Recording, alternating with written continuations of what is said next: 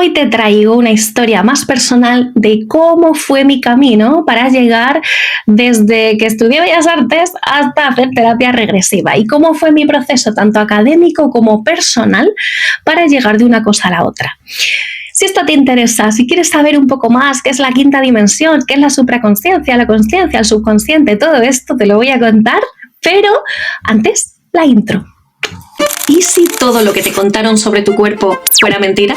Bienvenida a Paz en las Tripas, el podcast donde desprogramamos lo establecido y recordamos lo que tu cuerpo y tu alma siempre han sabido. Soy Elena Bautista, terapeuta y creadora del método Hipnonutrición, la unión de hipnosis, nutrición y regresión. Acompaño a mujeres a reconciliarse con su cuerpo, su historia y su autoestima. Cerca de 40.000 mujeres están despertando, revelándose desde el amor y habitándose en conciencia. Aquí hablamos de mente, cuerpo y alma. ¿Lista? ¡Vamos allá! Bueno, hoy te voy a hablar desde un punto más que teórico, de una forma de sentir mía o de estar en el mundo, que por supuesto ha ido modificándose y pasando por distintos estatus. ¿Estatus? Por distintos puntos a lo largo de mi existencia. Elena, la niña, cuando era muy pequeña, siempre ha tenido un puntito muy espiritual. Yo siempre miraba por la ventana y trataba de entender cuánta gente hay en el mundo, para qué está aquí la humanidad, habrá un Dios que de verdad juzga y nos ha creado. ¿Cómo es todo esto, no? Siempre he tenido un montón de incógnitas y mucha curiosidad por todo. Años después, he podido saber que todo esto era por las altas capacidades y por ser alguien neurodivergente. Esta niña pasa por periodos donde es muy creyente al estilo más tradicional, porque en mi casa mi madre, mis abuelas eran muy católicas, muy cristianas. Yo iba a catequesis y además me gustaba mucho hablar con el cura del pueblo, porque era un hombre muy culto. A mí me interesaba mucho aprender francés, me gustaba la música, la cultura, el arte. Entonces me gustaba hablar con un señor que veía esas cosas como yo y que sabía tanto, por ejemplo, de filosofía. Lo que pasa es que a medida que fui creciendo, alrededor de los 10-12 años, las respuestas habituales dejaron de servirme. De hecho, si me conoces, lo cuento muchas veces como me invitaron a abandonar la catequesis después de la comunión, porque hacía demasiadas preguntas y mis preguntas eran como muy osadas o muy tocapelotas. Yo no entendía por qué, si estábamos hechos a imagen y semejanza de Dios, las mujeres no podían ser sacerdotas, o por qué no podían ser curas. No entendía por qué esa distinción entre monjas y curas, si les veía hacer cosas tan distintas. No entendía por qué, si la homosexualidad se da en tantas especies animales, la Iglesia la censuraba y lo veía como un pecado. No podía entender por qué un cura que estaba soltero y que no tenía familia y no tenía experiencia ni estudios relacionados con esto, podía dar cursos matrimoniales o consejos a mujeres como que si están maltratadas aguanten por el nombre de Jesús y cosas así. Cuando empecé a hacerme estas preguntas, me invitaron a marcharme. Entonces me sentí muy confundida. Sentía que era mala, que ese tipo de cuestiones es de una persona que no es buena.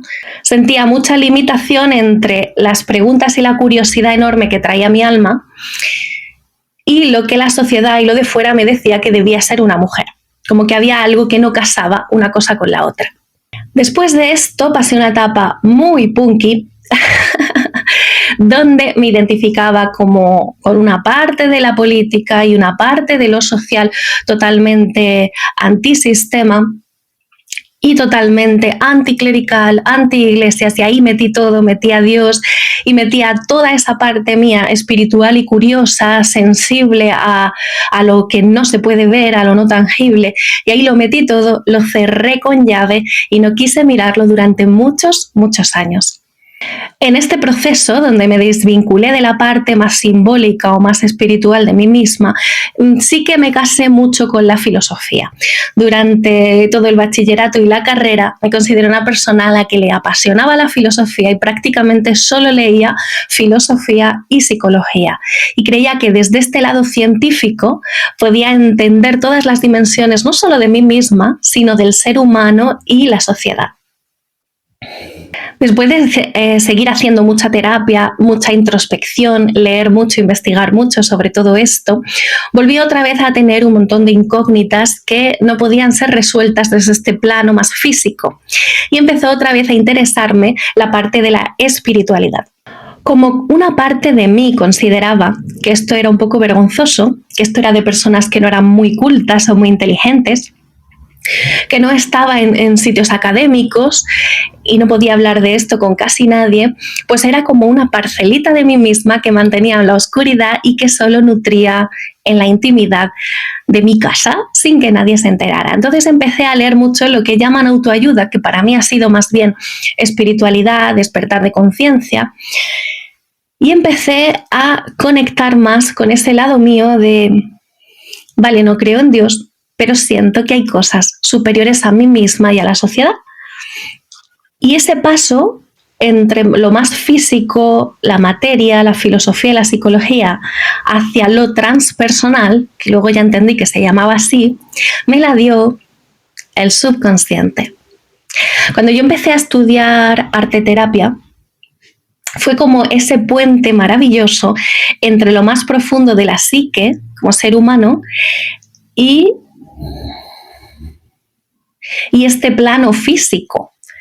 La arteterapia es la unión de la psicología y la terapia, y lo que hace es que la persona que está en terapia, a través de lo que dibuje, se puede saber lo que está transcurriendo en su subconsciente, en su transgeneracional y en su mundo emocional. Después de todo este tiempo con la arteterapia, tratando de descifrar el simbolismo y el lenguaje maravilloso que tiene el subconsciente, lleno de imágenes arquetípicas y simbolismos, después de eso, de una manera casi fluida y natural, conecté con la hipnosis. Yo ya había tenido alguna conexión con la hipnosis en la carrera, cuando hice Bellas Artes, porque podía elegir asignaturas de otras carreras para sumar créditos de libre elección. Esto, si sois de España, os sonará. Entonces yo siempre me iba a las asignaturas de psicología, que era la facultad que teníamos pegada a Bellas Artes. Y ahí en psicología había un señor que daba terapia a través de la hipnosis y se podía elegir como libre elección. Así que todas las asignaturas que había relacionadas con esto y que este señor, allí estaba yo. Algunas como alumna por derecho, por mis créditos de libre elección, y otros que no me admitían, pues pedía, por favor, ir de oyente. Y empezó a apasionarme y una parte de mí siempre se quedó con ese run de lo que es la hipnosis, de cómo se puede llevar a la persona a un estado alterado de conciencia a través de una relajación maravillosa, y que ahí ocurren cosas. Se puede reprogramar el subconsciente en pro de lo que tú quieras hacer, o se puede incluso llegar a cosas transpersonales donde la persona no puede llegar. Pero esto lo ahondo luego un poquito más. Como yo ya había tenido esa conexión con la hipnosis alrededor de los 18, 19 años, cuando después, a los 26 o 28, hice el máster de arteterapia y conecté con la hipnosis, todo me resultó muy natural. Era un proceso intelectual en el que yo ya llevaba en mi proceso personal ciertos avances. Entonces fue para mí como muy natural y muy fluido y muy necesario, porque necesitaba cada vez más saber qué es esto, el subconsciente, hasta dónde llega la persona y dónde se pasa lo transpersonal, más allá de la persona, es decir, lo espiritual, y cómo el subconsciente tiene cabida en todo esto. ¿Qué tiene que ver una cosa hasta dónde llega la mente, hasta dónde llega la conciencia? Así que durante muchos años prácticamente hice solo hipnosis, aunque lo acompañaba de arteterapia, hasta que llegó a mis manos la terapia regresiva, la regresión o terapia de vidas pasadas, como la quieras llamar. Es un estado hipnótico más light, más flojo, que mucha gente cree que es más allá, no, es más acá de la hipnosis. Es un estado donde todavía la parte del lenguaje no se ha dormido, en la hipnosis sí. Entonces es un estado menos profundo que la hipnosis al uso, aunque yo lo considero un tipo de hipnosis también. Y en ese estado lo que hacemos es conectar con estados superiores a la persona, con el subconsciente, el inconsciente o el supraconsciente. Así que como tantas veces me preguntáis esto, voy a aprovechar este inciso para responder a la duda más grande y que más me preguntáis. Pero Elena, ¿qué diferencia hay entre la hipnosis y la regresión? Pues como te he dicho antes, la hipnosis es un estado más profundo, es el estado justo antes de dormirte. En ese estado de súper relajación, la persona le pesa tanto el cuerpo, está tan sumamente relajada que apenas puede hablar, no le pidas hablar. Le pesan mucho los ojos, la boca casi no la puede mover y el cuerpo le parece de plomo. Es un estado súper relajado donde la parte consciente, que es nuestra mente pensante, la mente lógica hasta que no calla, tengo que ir a comprar el pan, que no se me olvide grabar el podcast hoy porque luego tengo que ir a no sé dónde, bla, bla, bla, bla, bla. Esta mente lógica, que es la que idea, la que programa, la que está anticipándose al futuro, la que tiene ansiedad, esa mente consciente se duerme o casi del todo. Y es como el portero de discoteca que no deja entrar hasta el subconsciente. Al adormecer esta parte consciente, a través de una serie de repeticiones, de frases, de afirmaciones, de visualizaciones, reprogramamos el subconsciente de manera positiva. Es decir, una persona que tiene miedo a volar en avión es porque hay una serie de circuitos en su mente que asocian un gran peligro entre ir al avión, viajar en avión y quizá morir. Entonces, en la hipnosis lo que hacemos es revivir de una manera ultrasensorial, muy descriptiva, que el cuerpo lo sienta como real, que estás subiendo al avión, que te sientes absolutamente tranquila, relajada, el viaje es maravilloso, las tazas... Vaya, aquí me quedé sin batería en el micrófono, así que no se oye nada y voy a resumirte el minutito que está grabado sin audio. Vengo a decirte que dentro de la hipnosis recreamos un viaje absolutamente maravilloso en avión, donde las azafatas, los azafatos te tratan de maravilla. La temperatura del ambiente es perfecta para ti, todo es relajante, es maravilloso y insisto mucho en que encarnes esa sensación de que me siento segura, me siento seguro dentro de este viaje de avión.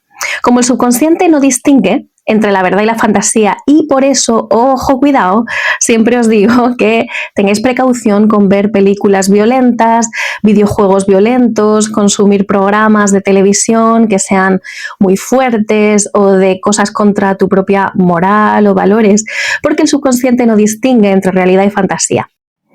Y por eso cuando te pones una y otra vez esa hipnosis, se reprograman esos caminos sinápticos y tu cerebro cree que ha viajado una infinidad de veces en avión y ha ido maravilloso.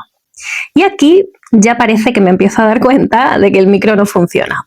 Vamos allá. Es que en hipnosis podemos reprogramar ese patrón.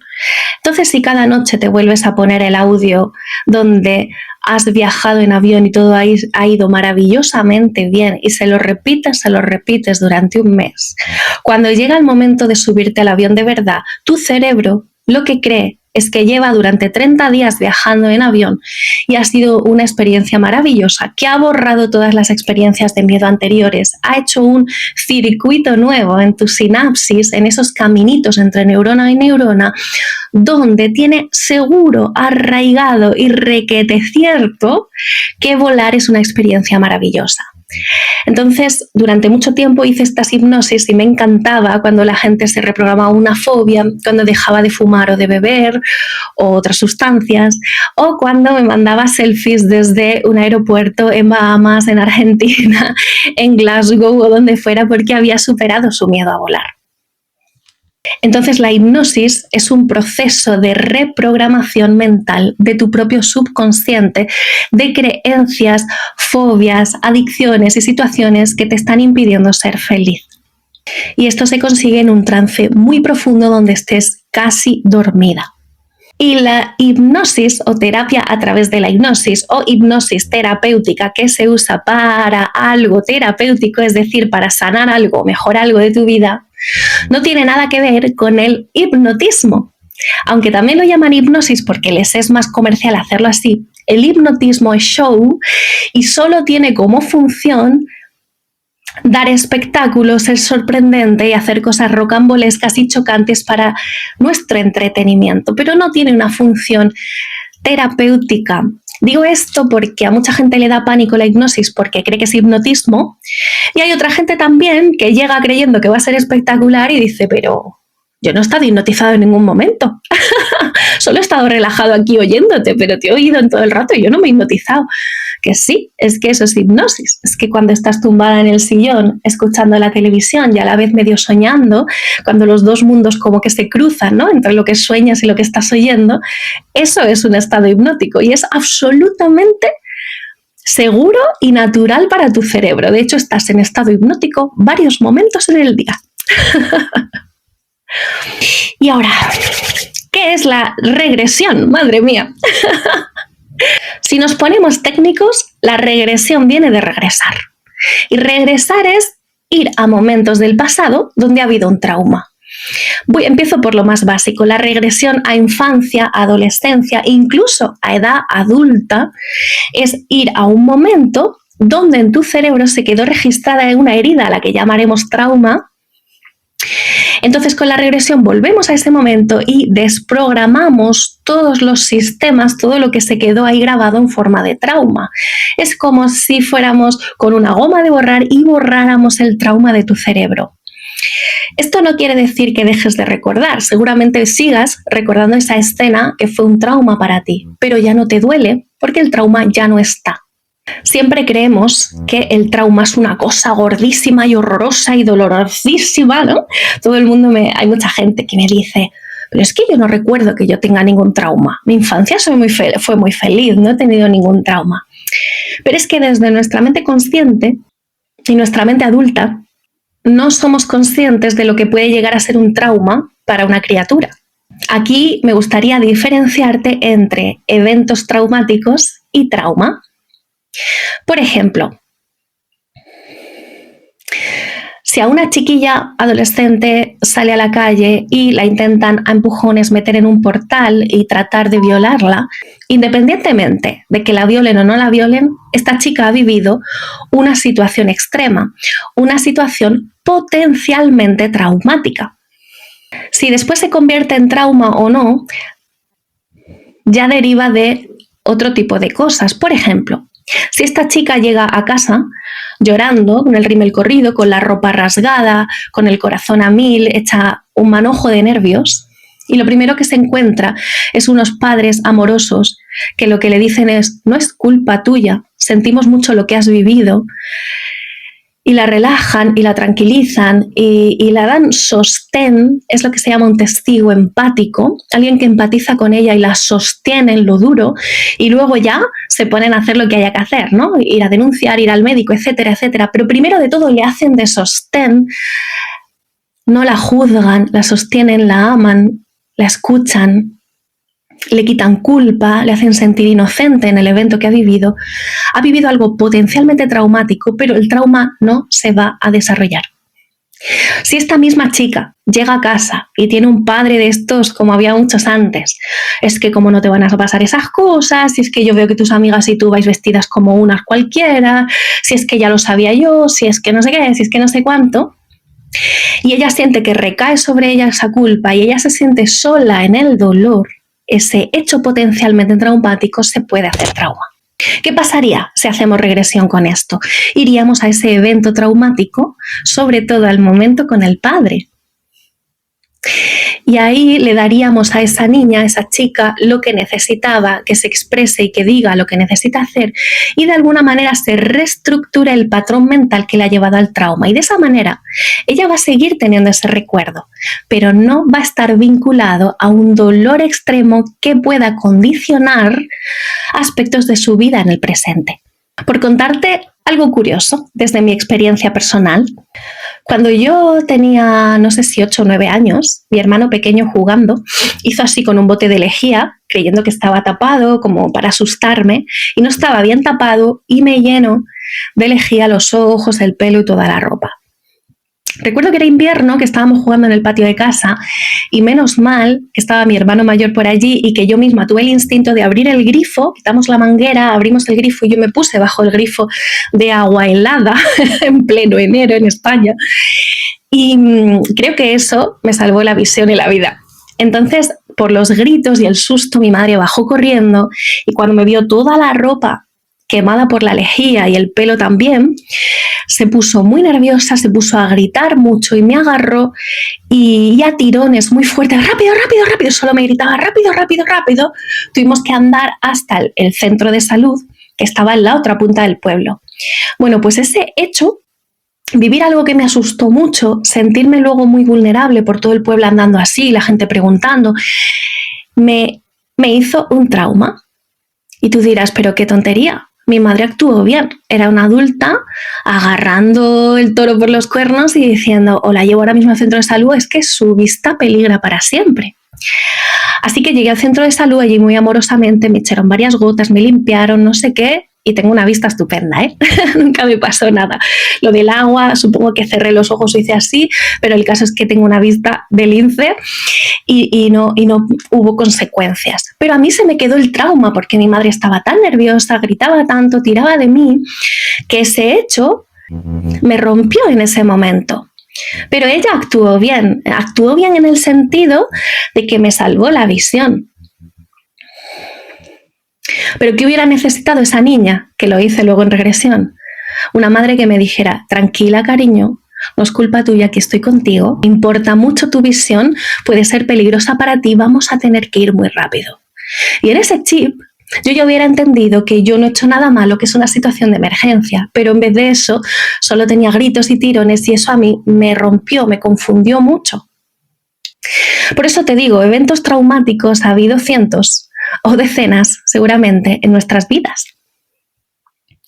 Y de alguna manera, muchas veces hasta sin saberlo, están condicionando patrones, creencias y modos de actuar y de estar en la vida. Así que desde hace más de 5 años me dedico casi íntegramente a la terapia regresiva, aunque ya sabes que también luego estudié nutrición y que la hipnosis la sigo incorporando porque funciona muy bien en conjunción a la terapia regresiva, aunque para mí es la reina de las terapias y es la que hace que más deprisa evolucionemos y vayamos a ese trauma, lo saquemos de nosotros, lo estirpemos. De hecho, muchos compañeros míos lo llaman terapia cirugía del alma y a mí me encanta porque para mí alma y subconsciente son la misma cosa en función de si lo estamos hablando desde la espiritualidad o desde la psicología. Inconsciente, subconsciente y alma son la misma cosa y con la terapia de regresión vamos ahí al subconsciente, vamos al alma y borramos, sacamos la parte traumática de nuestra existencia. Así de importante. Ya lo he contado muchas veces, aunque haré algún podcast con todo esto de mi historia personal, pero ya he contado muchas veces también mi relación con la comida, todo el trauma que yo he vivido alrededor de la corporalidad, de la comida, trastornos de la conducta alimentaria, etcétera, etcétera, y cómo para mí es tan importante que las mujeres sanemos mente, cuerpo y alma. Por eso mi método se llama hipnonutrición, es hipnosis, nutrición, regresión, porque creo que así se trabaja mente, cuerpo y alma. Creo que tenemos que reprogramar nuestra mente de un montón de creencias, tanto familiares como sociales, propias, de generación, de mil cosas que nos hacen creer que no somos guapas, que no somos valiosas o que nunca es suficiente.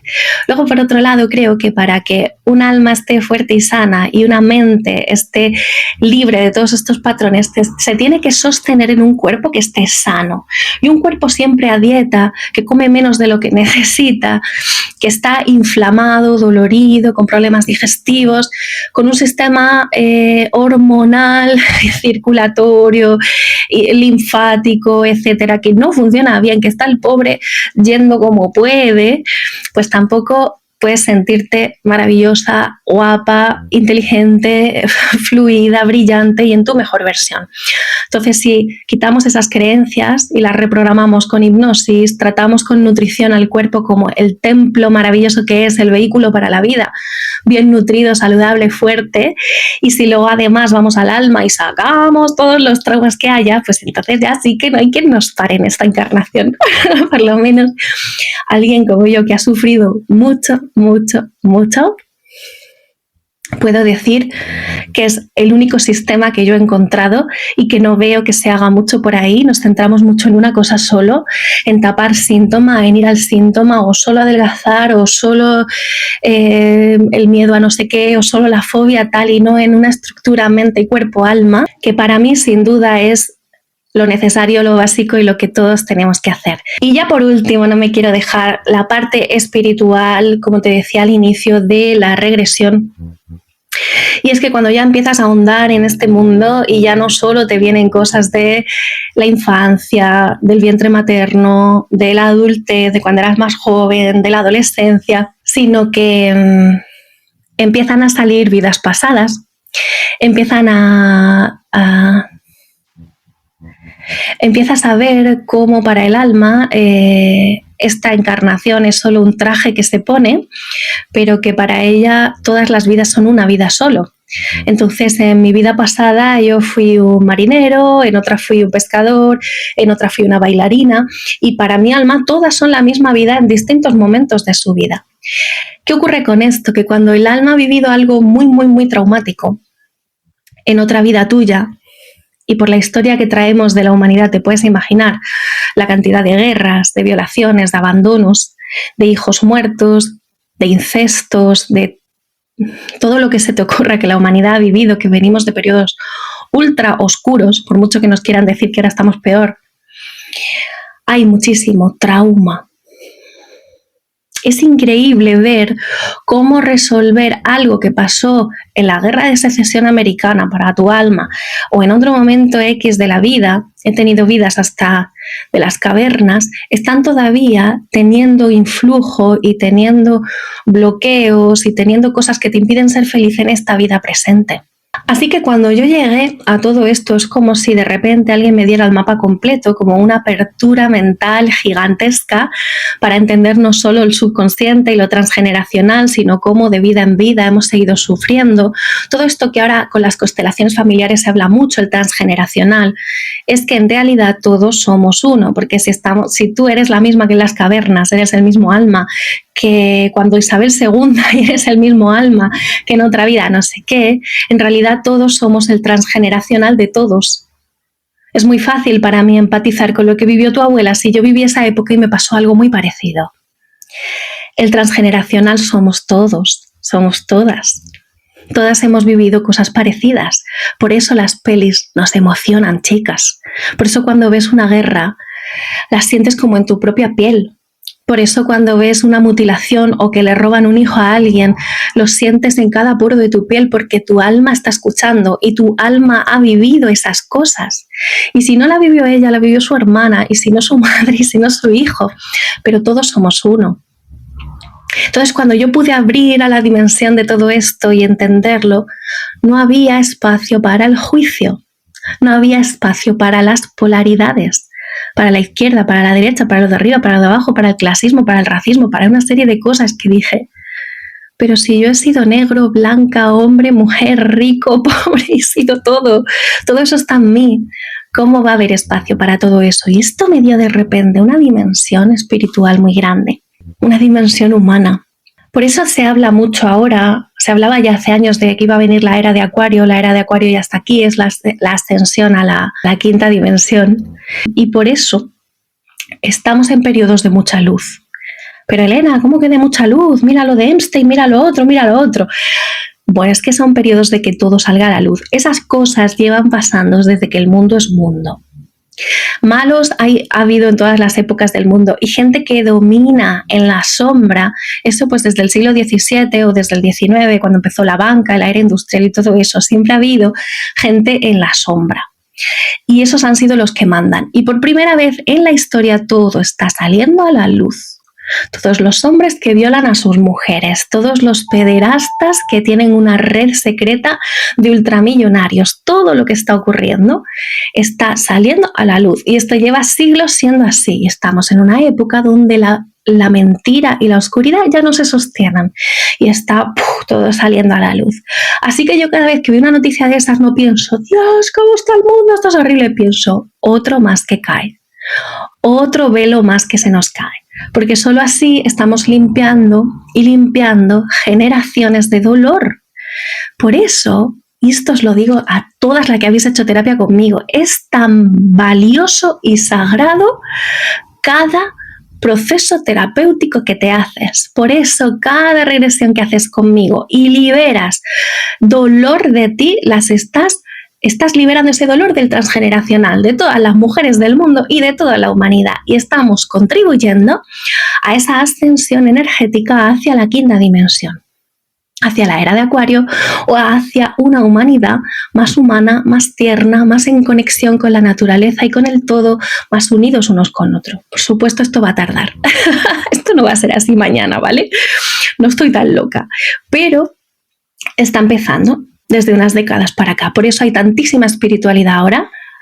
Por eso hay señores tan serios con traje que han sido cirujanos hasta hace nada y están dando charlas por ahí sobre supraconsciencia y lo están petando.